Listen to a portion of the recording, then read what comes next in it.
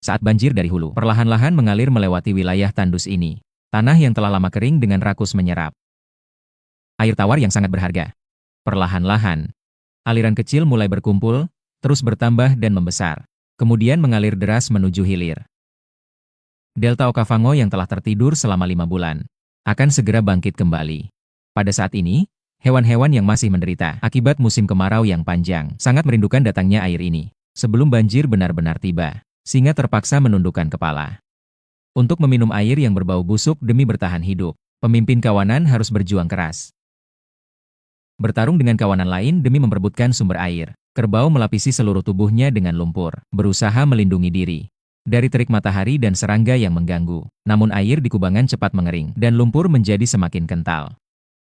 Hewan yang datang mencari perlindungan, begitu terjebak di lumpur, hanya bisa menunggu dalam keputusasaan, hingga akhirnya menuju kematian. Kerbau ini pada akhirnya tidak menunggu datangnya air penyelamat, melainkan sekelompok makhluk haus darah.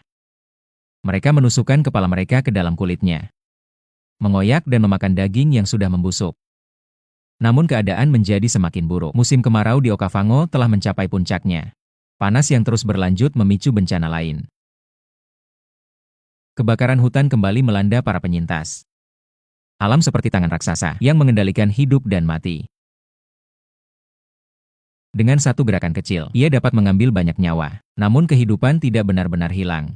Yang hilang pada akhirnya akan kembali. Akhirnya banjir penyelamat pun tiba. Air perlahan mengalir lembut, membasahi tanah dan sungai yang kering. Bumi yang tertidur mulai bangkit. Cahaya kehidupan kembali muncul. Serangga kecil menjadi yang pertama merasakan perubahan ini. Lingkungan yang lembab membuat jumlah mereka meningkat secara pesat. Telur-telur yang mereka hasilkan menjadi sumber energi penting bagi ikan kecil. Jumlah ikan meningkat drastis dan menarik berbagai predator. Mereka berkumpul di rawa, menikmati pesta besar yang terbentuk dari rantai makanan. Berbagai hewan mulai berdatangan, bergabung dalam kehidupan baru ini. Jerapah berlari menuju jantung delta, sementara predator diam-diam mengikuti, menunggu kesempatan menyerang. Dalam peristiwa ini, kawanan gajah juga turut hadir. Dengan tubuh lelah mereka akhirnya tiba dan mulai mencari makan di tanah yang subur,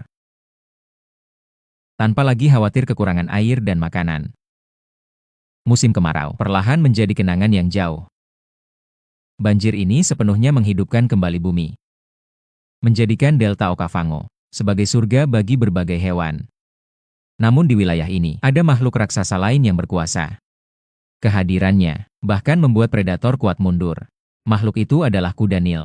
Kehidupan di rawa ini tidak lepas dari kontribusinya.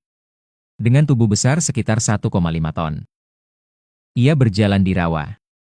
Dengan kakinya yang kuat, membentuk jalur-jalur air. Jalur ini membantu hewan lain untuk bermigrasi dan mencari makan, sedangkan kolam air menjadi sumber air berharga bagi hewan lain saat musim kemarau datang. Hanya dalam beberapa minggu, Okavango berubah sepenuhnya. Dari tanah tandus menjadi subur.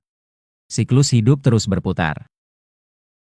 Antara hidup dan mati, makhluk yang dulu hampir mati, kini kembali hidup berkat banjir ini.